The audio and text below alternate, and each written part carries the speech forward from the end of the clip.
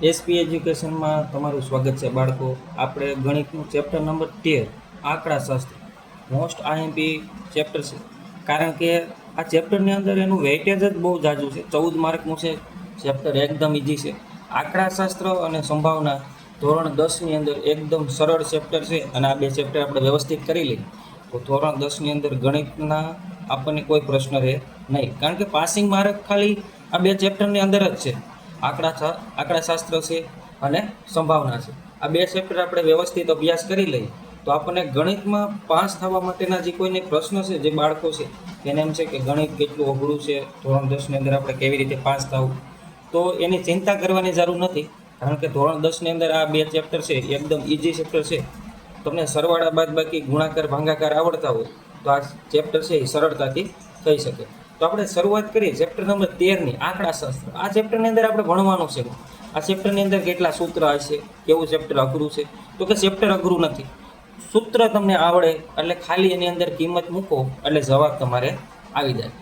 આ આંકડાશાસ્ત્ર ચેપ્ટર છે એની અંદર આપણે 3 વસ્તુનો અભ્યાસ કરવાનો છે અને સૂત્ર જોવાના છે. તો આંકડાશાસ્ત્રની અંદર કઈ 3 વસ્તુ છે? તો કે આંકડાશાસ્ત્રની અંદર આપણે ખાલી મધ્યક, મધ્યસ્થ અને બહુલક, આ 3 વસ્તુ છે એનો જ આપણે અભ્યાસ કરવાનો છે.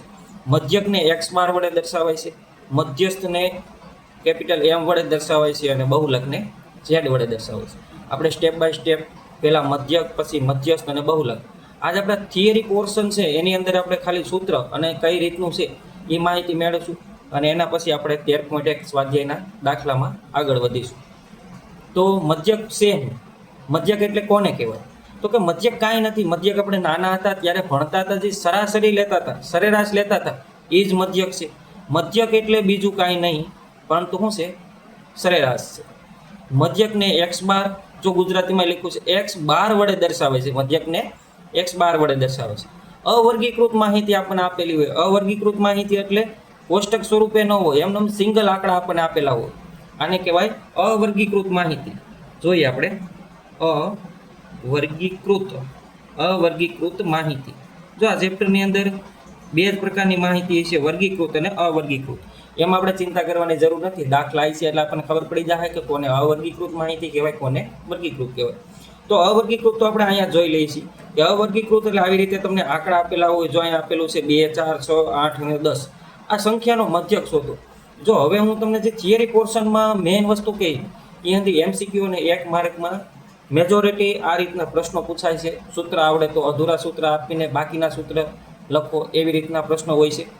તો આપણને આ રીતની માહિતી આપેલી છે કે 2, 4, 6, 8 અને 10 છે એનો મધ્યક શોધો. તો આપણે જેમ નાના હતા ત્યારે સરેરાશ શોધતા, તો કે આપેલા અંકો છે એનો સરવાળો કરવાનો. અને કેટલા અંકો છે? તો કે 1, 2, 3, 4 અને 5 જેટલા અંકો હોય એના હું આપણે ભાંગી નાખી એટલે આપણને મળી જાય મધ્યક. તો જોઈએ 2 + 4 + 6 + 8 + 10 ભાંગા કેટલા લેવાના? તો કે ભાંગા અહીંયા જેટલી સંખ્યા છે એના હું આપણે ભાંગવાના છે. તો અહીંયા 5 સંખ્યા છે તો આનો સરવાળો કરી તો જો 10, 8 ને 2 10 ને 6 ને 4 10, 10 10 10 એટલે 30. તો સરવાળો 30 ભાંગ્યા 5 એટલે 6 5 ને 30. તો અહીંયા આપણને મધ્યક કેટલો મળે છે? 30 મળે છે. હવે આપણે આ ચેપ્ટરની અંદર મધ્યક છે તો મધ્યક માટે જ આપણે 3 સૂત્ર યાદ રાખવાના છે. બાકી મધ્યસ્થ અને બહુલકમાં બંનેમાં એકક સૂત્ર જ છે. તો આપણે વાત કરી તો આ પ્રકરણમાં જો આ પ્રકરણમાં મધ્યક શોધવા માટે 3 રીત આપવામાં આવી છે. આ રીતના સૂત્ર નીચે મુજબ છે. હવે 3 રીતમાંથી આપણને કેમ ખબર પડે કઈ રીતનો ઉપયોગ કરવો? અને હું 3 રીતોની અંદર અલગ અલગ જવાબ આવે? નહીં, 3 રીતો છે એ કોઈ પણ રીતનો તમે ઉપયોગ કરો તો 3 રીતમાં દાખલાનો એક સમાન જ જવાબ આવશે. તો પરીક્ષામાં અમારે કયા રીતે ગણવાનું? તો પરીક્ષામાં આપણને જે રીત સરળ પડે એ હું તમને આગળ આપણે દાખલા ગણશું ત્યારે કહીશ કે આ રીતે દાખલો ગણવો આપણને સરળ પડે. જો પરીક્ષામાં સ્પેસિફાય કરેલું હોય કે આ રીતથી દાખલો ગણો તો જ એ રીતથી દાખલો ગણવાનો છે.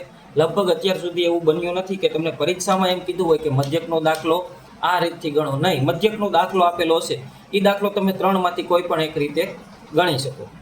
તો આપણે મધ્યકનો દાખલો છે એની પહેલાં ખાલી સૂત્ર અને કઈ રીતો છે એ જોવાનું છે. તમારે સૂત્ર પાકા કરી લેવાના છે કે જેથી કરીને હું દાખલા સ્વાધ્યાયના ગણાવું ત્યારે આપણને એ પ્રશ્ન થાય નહીં કે ભાઈ સૂત્ર તો આવડતા નથી તો દાખલો આપણને ખબર નહીં પડે. તો સૂત્ર ખાલી પહેલી રીત છે સાદી રીત અથવા પ્રત્યક્ષ રીત. 2 નામ એક જ સૂત્રના છે. સાદી રીત કહેવાય અથવા એને પ્રત્યક્ષ રીત કહેવાય. એમાં એક્સ બાર બરાબર સિગ્મા એફઆઈ એક્સઆઈના છેદમાં સિગ્મા એફઆઈ. આ શું છે તો કે એક્સ બાર છે એ તો આપણો મધ્યકનું સિમ્બોલ છે કે મધ્યકને આપણે એક્સ બાર વડે દર્શાવવામાં આવે છે. તો સિગ્મા એફઆઈ એક્સઆઈ શું છે તો એફઆઈ છે, એફઆઈ એ આવૃત્તિ છે અને એક્સઆઈ છે એ અવલોકન છે. આ બેનો ગુણાકાર કરી અને એનો સરવાળો કરો. જો સિગ્મા એટલે સરવાળો, સિગ્માનો અર્થ થાય સરવાળો કરો, સરવાળો, બરોબર છે. તો આપણે આવૃત્તિ અને અવલોકનનો ગુણાકાર કરી અને એનો સરવાળો મેળવવાનો છે. અને છેદમાં છે સિગ્મા એફઆઈ એટલે કે કુલ આવૃત્તિ અથવા આવૃત્તિનો સરવાળો. જો અત્યારે કોઈ પ્રશ્ન હોય કે સૂત્રમાં ખબર નથી પડતી તો મૂંઝાવાની જરૂર નથી. આપણે જ્યારે દાખલો ગણશું ત્યારે તમને સરળતાથી ખબર પડી જશે કે આ શું કહેવા માંગે. બીજી રીત છે ધારેલ મધ્યકની રીત. કઈ રીત તો કે ધારેલ મધ્યકની રીત. તો ધારેલ મધ્યકની રીતમાં જો એક્સ બાર બરાબર એ પ્લસ સિગ્મા એફઆઈ ડીઆઈના છેદમાં સિગ્મા એફઆઈ. આ એ ક્યાંથી આવ્યો તો એ છે એ ધારેલ મધ્યક છે. એ આપણે જ્યારે દાખલો ગણશું ત્યારે હું તમને કહે કે આવી રીતે આપણે ધારવાનું છે. ડીઆઈ શું છે તો કે ડીઆઈ જે તે સમયે આપણે જોશું. અત્યારે જોઈ DI is equal to XI minus A, XI minus A આપણે અહીંયા ધારેલો છે. તો જે એક્સઆઈ કે અવલોકન છે એમાંથી આપણે ધારેલો જે સંખ્યા છે એ બાદ કરવાની છે એટલે આપણને મળી જાય ડીઆઈ. ત્રીજી રીત છે પદ વિચલનની રીત. પદ વિચલનની રીત છે એમાં જો અડધું સૂત્ર તો સમાન જ છે એ પ્લસ સિગ્મા એફઆઈ યુઆઈ ના છેદમાં સિગ્મા એફઆઈ ગુણ્યા એચ. આ એચ છે એ શું છે તો કે એચ છે એ જ્યારે આપણે યુઆઈ ગોતીશું, યુઆઈ બરાબર ડીઆઈના છેદમાં એચ, ડીઆઈના છેદમાં એચ. તો અહીંયા સુધી તો દાખલો ગણવાનો છે ડીઆઈ સુધી. તો ડીઆઈના છેદમાં એચ. હવે એચ છે એ આપણને અનુકૂળ હોય એવી સંખ્યા લેવાની છે. પણ એ આપણે દાખલો ગણશું ત્યારે હું તમને સમજાવીશ કે એચ છે એ ક્યાંય દાખલામાં આપેલા નહીં હોય, આપણી રીતે આપણે લેવાના છે. અને જે સંખ્યા લઈએ છીએ એનો આની હારે આપણે ગુણાકાર કરવાનો છે. તો મધ્યકની અંદર આ ત્રણ રીતો છે, સાદી અથવા પ્રત્યક્ષ રીત, ધારેલ મધ્યકની રીત અને પદ વિચલનની રીત. જો આ ત્રણેય રીતમાંથી મેજોરિટી આપણે એવું બનશે કે જે બાળકો છે એને બહુ નથી ગણિત ફાવતું એ ધારેલ મધ્યકની રીતથી ગણી શકે. પણ સરળમાં સરળ રીત હોય તો પદ વિચલનની રીત છે. આ રીતથી તમારે ગુણાકાર બહુ નાના થઈ જાય છે. આપણને ખબર છે ધોરણ 10ની અંદર આપણને કેલ્ક્યુલેટરનો ઉપયોગ કરવા દેતા નથી. તો ગુણાકાર છે એ આપણે હાથે કરવાના છે. તો પદ વિચલનની રીતથી ગુણાકાર એટલા નાના થઈ જાય કે તમે સરળતાથી કરી શકો. ધારેલ મધ્યકની રીતથી ગુણાકાર પદ વિચલનની રીત કરતાં થોડાક મોટા હશે, એ આપણે પણ સરળતાથી કરી શકીએ. અને પ્રથમ રીત છે એ અવર્ગીકૃત માહિતી આપેલી હોય અથવા સરળ એકદમ દાખલો હોય તો આ રીતે કરવાનું. જો ત્રણેય રીતથી એક જ હરખો જવાબ આવી છે, તમને આમાંથી જે રીત વધારે યોગ્ય લાગે એ રીતે આપણે દાખલા ગણી શકીએ. આપણે દાખલા ગણશું, એક જ દાખલો આ ત્રણેય રીતથી ગણીશું ત્યારે તમને ખબર પડી જશે કે આ ત્રણ રીતમાંથી કઈ રીતથી ગણી તો આપણને દાખલો સહેલો પડે. હવે આપણે વાત કરી મધ્યક પછી આગળ આવી તો બહુલક. બહુલક શું છે? બહુલક કાંઈ નથી. બહુલક એટલે એવી સંખ્યા કે જેનું વારંવાર પુનરાવર્તન થતું હોય. તો કે આપણને અવર્ગીકૃત માહિતી આપેલી હોય. એક્ઝામ્પલ તરીકે અહીં જો કે 2, 3, 5, 7, 2, 8 અને 2. તો આ સંખ્યા જો આ સંખ્યામાં કઈ આંકડો સૌથી વધારે આવેલો છે તો કે 2. એક વખત અહીંયા આવેલો છે, એક વખત અહીંયા આવેલો છે અને એક વખત અહીંયા આવેલો છે. તો અહીંયા બગડો છે એ 3 વાર આવેલો છે. તો જે સંખ્યા છે એ સૌથી વધુ વાર આવેલી હોય તો એ સંખ્યાને શું કહેવાય? બહુલક કહે છે. તો જો આપણે આ સંખ્યામાં 2 છે એ આપણને 3 વાર જોવા મળે છે એટલે કે સૌથી વધુ વાર આવે છે. તો બહુલક કોને કહેવાય? તો કે 2 છે એને બહુલક કહેવાય. જો 3 વખત આવે તો 3 ને બહુલક ન કહેવાય. જે સંખ્યાનું સૌથી વધુ પુનરાવર્તન થતું હોય એટલે કે બગડો 3 વાર આવે છે તો એને આપણે શું કહેવાય? બહુલક કહે છે. બહુલકનું સૂત્ર આપણે જોઈએ તો બહુલકનું સૂત્ર છે z બરાબર l plus f1 minus f0 ના છેદમાં 2f1 minus f0 minus f2 ગુણ્યા h. આ સૂત્ર આપણે યાદ રાખવાનું છે. આ હંધું છે હું તો કે l છે એ બહુલક વર્ગની અધઃસીમા છે. હવે અધઃસીમા શું છે, ઉધ્વસીમા શું છે, બહુલક વર્ગ શું છે, એ બધી વસ્તુ છે એ આપણે જ્યારે દાખલો ગણશું ત્યારે સરળતાથી સમજી શકીશું.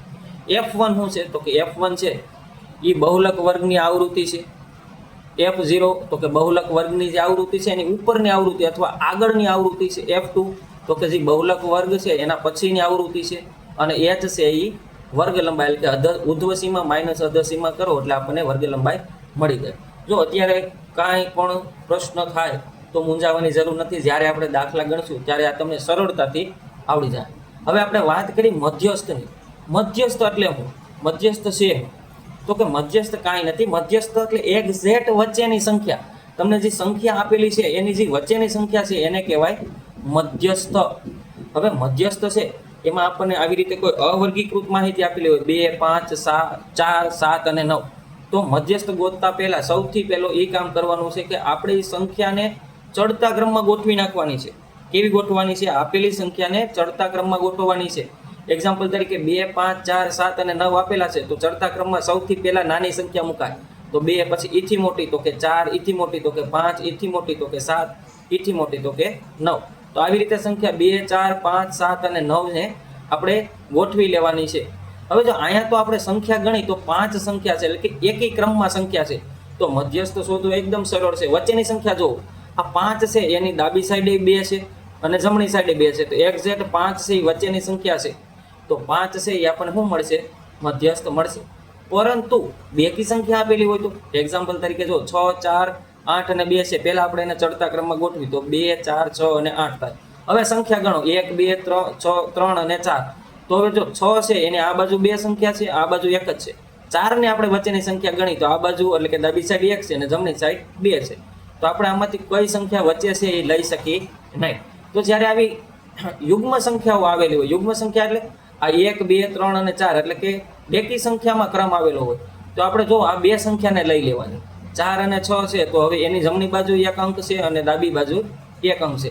તો હવે આ બે સંખ્યા છે એનો સરવાળો કરી અને સંખ્યા કેટલી છે તો કે 2, તો એનો સરવાળો કરીને 2 હું એ ભાંગી નાખવાના. એક્ઝામ્પલ તરીકે જોઈ તો જો આ બે સંખ્યા છે 4 અને 6, તો 4 અને 6 ભાંગ્યા 2, તો 4 અને 6 એટલે 10 અને ભાંગ્યા 2, તો 10 ભાંગ્યા 2 એટલે કેટલા મળે? 5.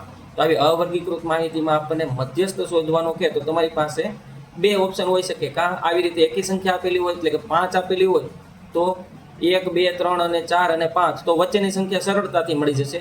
પણ જો યુગ્મ સંખ્યાના સ્વરૂપમાં કે 1, 2, 3 અને 4 અથવા 6 છે, 8 છે, 10 છે, એવી રીતે બેકી સંખ્યામાં હંધી સંખ્યાઓ આપેલી હોય, હંધી સંખ્યા એટલે એનો ક્રમ આપેલા હોય, તો આપણે એ વચ્ચેની બે સંખ્યા છે એને સરવાળો કરી અને 2 હું એ ભાંગી શકાય. જો બાળકો આમાં તમને ન સમજાય અથવા પ્રશ્ન થાય કે આ સર અમને સમજાતું નથી, તમે કેવી રીતે કહેવા માંગો છો, તો તમે કોમેન્ટ કરી શકો છો, હું તમારા પ્રશ્નનો જવાબ આપીશ. આગળ જોઈએ આપણે મધ્યસ્થનું સૂત્ર.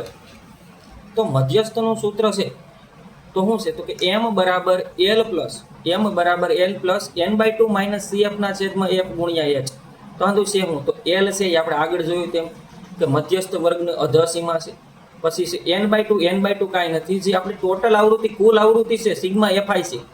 સિગ્મા fi એટલે કે કુલ આવૃત્તિ છે એનો સરવાળો ભાંગ્યા 2 કરવાના છે. કુલ આવૃત્તિને 2 વડે ભાંગવાના છે. cf એટલે સંચય આવૃત્તિ છે. સંચય આવૃત્તિ કેવી રીતે મેળવી આપણે દાખલામાં જોશું. પછી છે f એટલે મધ્યસ્થ વર્ગની આવૃત્તિ છે અને h છે એ વર્ગ લંબાઈ છે. હવે પરીક્ષામાં આ પ્રકારનો પ્રશ્ન બહુ પૂછાય છે કે મધ્યવર્તી સ્થિતિમાનના માપ. હજી એક વખત જો તમને આવો એક પરીક્ષામાં પ્રશ્ન પૂછાય કે નીચેમાંથી મધ્યવર્તી સ્થિતિના માપો ક્યાં ક્યાં છે, તો મધ્યક, મધ્યસ્થ ને બહુલક છે એ ત્રણ મધ્યવર્તી સ્થિતિના માપ છે. એની સિવાયનું તમને એમ કીધું હોય કે નીચે આપેલા મધ્યવર્તી સ્થિતિના માપો નથી તે જણાવો, તો મધ્યક, મધ્યસ્થ ને બહુલક છે એના સિવાયનો જે ઓપ્શન આપ્યો હોય એ મધ્યવર્તી સ્થિતિના માપ હોય નહીં. અથવા આપણને એમ આપી દીધું હોય કે a બરાબર મધ્યક, b બરાબર મધ્યસ્થ, c બરાબર બહુલક, d આપેલા તમામ, તો મધ્યવર્તી સ્થિતિના માપો જણાવો તો d આવશે, કારણ કે મધ્યક, મધ્યસ્થ ને બહુલક છે એ ત્રણેય મધ્યવર્તી સ્થિતિના માપો છે. એક આ સૂત્ર છે એ તમારે મોસ્ટ IMP છે યાદ રાખી લેવાનું છે કે 3m બરાબર z પ્લસ 2x બાર. 3m એટલે 3 ગુણ્યા મધ્યસ્થ બરાબર બહુલક પ્લસ 2 ગુણ્યા x બાર એટલે મધ્યક. હવે આ સૂત્રનું યાદ રાખવાનું શું કારણ છે તો કે પરીક્ષામાં લગભગ અત્યાર સુધીના હંધાઈ પેપરમાં મેં જોયું છે કે 1 માર્કનો પ્રશ્ન તો આમાંથી પૂછાય જ છે. કેવી રીતે પ્રશ્ન પૂછાય છે? આપણને એમ કહી દીધું હોય કે મધ્યસ્થની કિંમત 25. મધ્યસ્થની કિંમત કેટલી છે? અહીંયા m ની કિંમત કેટલી આપેલી છે? 25. અને x બાર એટલે કે મધ્યકની કિંમત તમને આપી દીધી હોય 25 આપેલી હોય, તો z નું મૂલ્ય શોધો. તો આ સૂત્રની અંદર આપણે કિંમત મૂકી અને z નું મૂલ્ય શોધવાનું છે. તો આપણે જો ટ્રાય કરી કેવી રીતે પરીક્ષામાં પ્રશ્ન પૂછાય છે. તો અહીંયા આપણે પહેલા સૂત્ર લખી નાખી કે 3m સૂત્ર લખીએ આપણે. તો સૂત્ર એવું છે આપણી પાસે કે 3m બરાબર z પ્લસ 2x બાર. હવે જો m ની કિંમત આપણને 25 આપેલી છે, તો 3 ના 3 m કાઉન્સમાં લખીશું 25 બરાબર z ઝેડ આપણે ગોતવાના છે તો ઝેડ એમનો 2x બાર તો 2 ના 2 અને x બાર આપણને 25 આપેલા છે. તો જો 25 તેરી 75, 25 તેરી 75 બરાબર ઝેડ ના ઝેડ પ્લસ 25 ગુણ્યા 2 એટલે 50. હવે 50 આ બાજુ પ્લસ છે, આ બાજુ આવશે તો માઇનસ થઈ જાય. તો 75 માઇનસ 50 બરાબર ઝેડ. તો 75 માંથી 50 જાય તો ઝેડ બરાબર આપણને કેટલા મળે? 25 મળે. જો આ પ્રકારનો તમે જૂના પેપરમાં જોશો તો આ જ દાખલો પૂછેલો છે. તો આ પ્રકારના દાખલા પૂછાય છે. હવે આપણે શરૂઆત કરીશું ચેપ્ટર નંબર 13 છે જે આંકડાશાસ્ત્ર છે એનું સ્વાધ્યાય 13.1 એટલે કે મધ્યકના દાખલા. તો જો આમાં તમારે કોઈ પણ પ્રકારનો પ્રશ્ન આવે કે થિયરી નથી સમજાતી અથવા દાખલા નથી સમજાતા અથવા આ દાખલામાં આ કઈ રીતે આવ્યું તો તમે મને કમેન્ટ કરી અને પ્રશ્ન પૂછી શકો છો.